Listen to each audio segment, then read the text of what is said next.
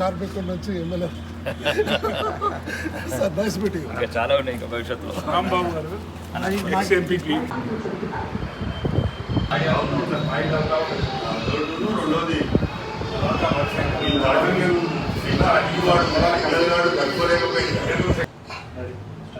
Hi friends, నేను మీ వేముల సదానందం నేత. డింబై TV న్యూస్కు స్వాగతం. రాజకీయాల్లో కొందరు వారసత్వంతో వస్తే మరికొందరు మాత్రం తమ కష్టాన్ని నమ్మకాన్ని నమ్ముకుని ప్రజల హృదయాల్లో స్థానం సంపాదించారు.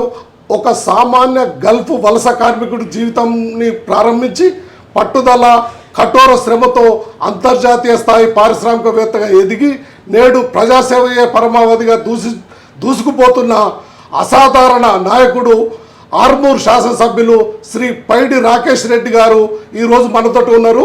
వ్యాపారవేత్తగా ఎంతో ఎదిగిన తన సొంత ప్రాంతాన్ని మరవకుండా రాకేష్ రెడ్డి ఫౌండేషన్ ద్వారా ఎన్నో సామాజిక సేవా కార్యక్రమాలు చేపట్టి ఆయన ఈరోజు వరంగల్ నగరంలో ఒక ప్రత్యేక కార్యక్రమంలో పాల్గొనడానికి విచ్చేశారు. సమాజం పట్ల బాధ్యత, నియోజకవర్గ అభివృద్ధిపై విజన్ మరియు ప్రస్తుత తెలంగాణ రాజకీయాలపై ఆయన అంతరంగాన్ని తెలుసుకునే ప్రయత్నం చేద్దాం. నమస్కారం సార్. వరంగల్ పర్యటన వెనుక ఉన్న ముఖ్య ఉద్దేశం ఏమిటి సార్? ఏం లేదండి, ఈరోజు భారతీయ జనతా పార్టీ గౌరవనీయ ప్రధానమంత్రి నరేంద్ర మోడీ గారు మూడోసారి ప్రధానమంత్రి అయిపోయిన తర్వాత 12 సంవత్సరాల్లో మేము సాధించిన విజయాలు సామాన్య ప్రజలకు, మేధావి వర్గానికి, ఇంటలెక్చువల్స్కు ఈ వరంగల్ పట్టణం, హన్మకొండ పట్టణంలో ఉన్న మేధావులకు కావచ్చు, ప్రజలకు కూడా చేరే విధంగా మా 12 సంవత్సరాల సుపరిపాలన, జనకళ్యాణ పాలన ఇది ప్రజల్లోకి వెళ్ళడానికి విస్తృతంగా ప్రచారం చేయడానికి రావడం జరిగిందండి. సార్, వరంగల్ చారిత్రక రాజకీయ ప్రాధాన్యత ఉన్న నగరం. ఈ నగరాన్ని సందర్శించినప్పుడు మీకు వచ్చిన మొదటి ఆలోచన లేదా అనుభూతి ఏమిటి? కాకతీయులు ఏలిన నేల మీద ఈరోజు కాలినగా అనగానే ఒక రకమైన ఒక శరీరంలోనే ఒక నూతన ఉత్తేజం వచ్చింది. ఒకప్పుడు సుమారు సగం ప్రాంతం అంటే ఆంధ్ర కావచ్చు, కొంతవరకు ఒరిస్సా కావచ్చు, ఈ తెలంగాణ ఇట్లాంటి రాష్ట్రాలను ఏలిన కాకతీయ సామ్రాజ్యము ఒకప్పుడు విరజిల్లిన నేల ఇది.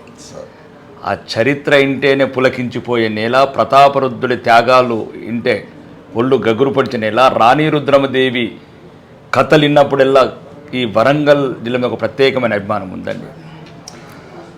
మీరు ఆర్మూర్ ఎమ్మెల్యేగా బాధ్యతలు స్వీకరించిన తర్వాత అక్కడ మీరు చేపట్టిన ముఖ్యమైన మార్పులు లేదా అభివృద్ధి పనులు ఏమిటి సార్?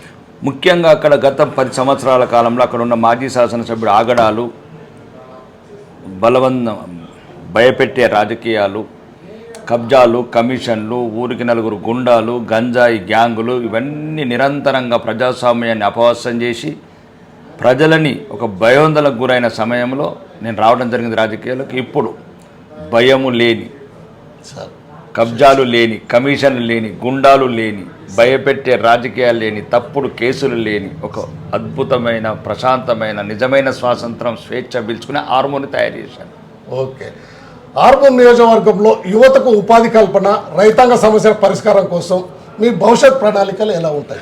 అది అసెంబ్లీ వేదిక ద్వారా ప్రయత్నం చేస్తున్నాం. ఎందుకంటే ప్రభుత్వం అనేది ఇంకా వాళ్ళ చేతుల్లో ఉంది కాబట్టి నిరంతరం విద్య గురించి, వైద్యం గురించి, రైతుల గురించి, అక్కడ ఉన్న గల్ఫ్ కార్మికుల గురించి నిరంతరం కొట్లాడుతున్నాం. కొన్ని సాధించాం, కొన్ని సాధించే దిశలో ఉన్నాం. భవిష్యత్తులో నిరాటంగా ప్రజాక్షేత్రంలో పోరాడుతూనే ఉంటాం. నియోజకవర్గ అభివృద్ధి గురించి నిలదీస్తూనే ఉంటాను. సార్, మీ నియోజకవర్గ ప్రజలు ఎదుర్కొంటున్న ప్రధాన సమస్యలు ఏమిటి? దాన్ని అధిగమించడానికి మీరు ఎలాంటి చర్యలు తీసుకుంటున్నారు? ప్రధానంగా మా దగ్గర ఉన్న సమస్య ఏంటంటే రైతులు. ముఖ్యంగా సార్, రైతులకు అక్కడ ఉన్న సరైన నీటి సదుపాయం కావచ్చు, లేకపోతే గోడౌన్ ఫెసిలిటీస్ కావచ్చు, కల్లాలు, సామూహిక కల్లాలు కావచ్చు, లేకపోతే గిడ్డంగులు కావచ్చు, మార్కెట్ యార్డులు కావచ్చు, ఇవన్నీ నిర్మించాల్సి ముఖ్యంగా వ్యవసాయాధార ప్రాంతం. రెండోది ఏంటంటే ఇంకా విద్యార్థులు కూడా రాను ఉద్యోగాలు లేనందువల్ల, సెల్ఫ్ ఎంప్లాయ్మెంట్ లేనందువల్ల గంజాయికి లోన్ అవుతున్నారు. అక్కడ ఒక పెద్ద ప్రధాన లోపం ఏంటంటే బీడీ కార్మికులు, గల్ఫ్ మైగ్రెంట్స్, ఇవన్నీ పరిష్కరించాల్సింది ప్రభుత్వం దృష్టికి తీసుకెళ్ళాము.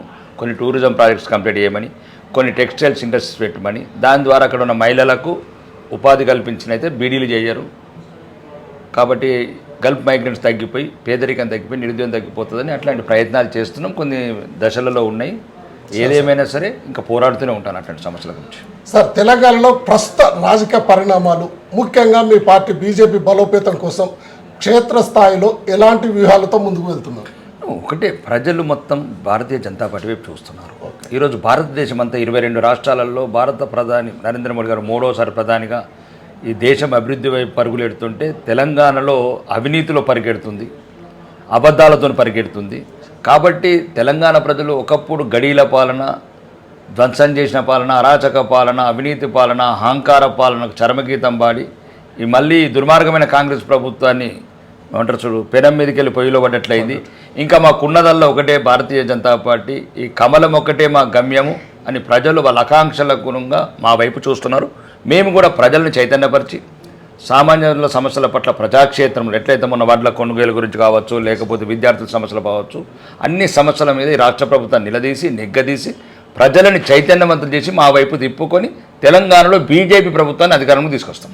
ఓకే, రాష్ట్ర ప్రభుత్వం అమలు చేస్తున్న పథకాలు పాలనపై మీ వ్యక్తిగత అభిప్రాయం ఏమిటి? పార్టీ స్టాండ్ ఏమిటి? అంటే ఏం పాలనండి సార్? ఇప్పుడు అన్ని రకాలుగా అవినీతి భ్రష్టు పట్టించి ఎవరికి ఉపయోగం లేని ఫ్యూచర్ సిటీలు ఏం చెప్పారు, ఏం చేస్తున్నారు. కాబట్టి ఒక డైవర్షన్ పాలిటిక్స్లో, అబద్ధాల పాలిటిక్స్లో ముందెళ్తున్న రేవంత్ రెడ్డి సర్కార్ని ప్రజలంతా తిరస్కరిస్తున్నారు.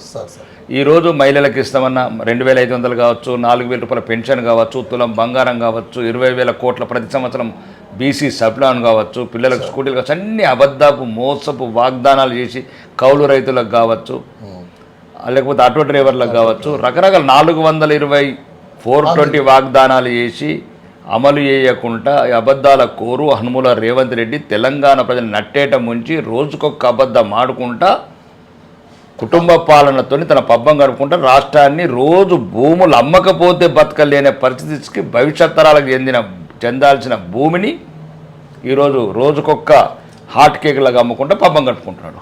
సార్, వరంగల్ ఒక పెద్ద ఎడ్యుకేషనల్ హబ్ సార్గా ఎదుగుతుంది. ఐటీలో కానీ ఇతర రంగాలలో వరంగల్లో జరుగుతున్న అభివృద్ధిని చూసి ఆర్మూర్లో కూడా ఇలాంటి వసతులు లేదా ఐటీ రంగాన్ని తీసుకురావడానికి మీరేమైనా ప్లాన్ చేస్తున్నారా? వరంగల్ ఒక మహానగరం సార్, ఇది తెలంగాణలోనే ఒక ప్రముఖమైన పట్టణం, కాకతీయులు వెళ్ళిన రాజధాని.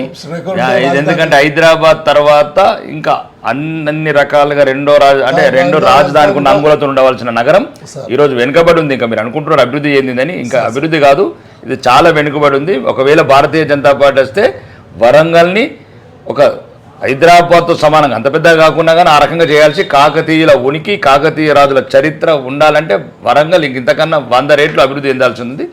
కాబట్టి దీన్ని స్ఫూర్తిగా తీసుకొని కూడా ఉన్నంతలో ఆర్మూర్ని కూడా అభివృద్ధి చేసుకోవడానికి ప్రయత్నం చేస్తాం. సార్, వరంగల్ పర్యటనలో ఇక్కడ నాయకులతో లేదా ప్రజలతో మాట్లాడినప్పుడు వారు మీతో పంచుకున్న ఆసక్తికరమైన విషయాలు ఏమైనా ఉన్నాయా సార్? ఆసక్తికరమైన ఇదే ఇప్పుడు ఈ రోజుల్లో ప్రజలు మన వైపు చూస్తున్నారు. ప్రజలు కూడా ఏంటన్నా ఇంకా మీరు ఇంకా యుద్ధము మొదలు పెట్టండి, దుర్మార్గులతో ఏగలేకుంటున్నాము, అవినీతి పరులు, అహంకారులు, హరాచకాలు చేసే వాళ్ళు కూడా వరంగల్ జిల్లాలో బాగా అహంకారపూరితంగా ప్రవర్తిస్తున్నారు. ఒకసారి అవకాశం ఇవ్వాలా, ఒక ధర్మపాలన రావాలా, కుంభకోణాలు లేని, కుటుంబ పాలన లేని రాజ్యం కావాలని కోరుకుంటున్నారు. సార్, ఈ రోజుల్లో రాజకీయాల్లోకి రావాలనుకుంటున్న యువతకు యువ నాయకుడిగా మీరు ఇచ్చే సలహా ఏంది? బ్రహ్మాండమైన స్వాగతం. యువత రావాల్సింది. రాజకీయాలు భ్రష్టు పట్టినాయి, అవినీతి కంపు, రకరకాల రుగ్మతలతో ఈరోజు రాజకీయం పట్టింది. యువత వస్తేనే చాలా మార్పులు వస్తాయి. అలా కాకుండా యువత కూడా మీ స్థానికంగా ఉన్న సమస్యల మీద కొట్లాడండి, విద్యా వ్యవస్థలలో హాస్టల్ని విజిట్ చేయండి, మార్కెట్ యార్డ్ని విజిట్ చేయండి, ఎక్కడిదక్కడ నిలదీయండి, ప్రభుత్వాన్ని నిలదీయండి. కాబట్టి యువత మీరు రావాలి. వస్తేనే ఒక నవ తెలంగాణ, యువ తెలంగాణ, ఉద్రేకంగా ఉరకలెత్తే తెలంగాణను తయారు చేస్తాం మనం అని చెప్తున్నాం. సార్, చివరిగా మా యూట్యూబ్ ఛానల్ వీక్షకులకు మరియు ఆర్మూరు వరంగల్ జిల్లా ప్రజలకు మీరు చెప్పాలనుకుంటున్నది ఒక ముఖ్య సందేశం సార్? ఒకటి రేపు అనేది ఉంది.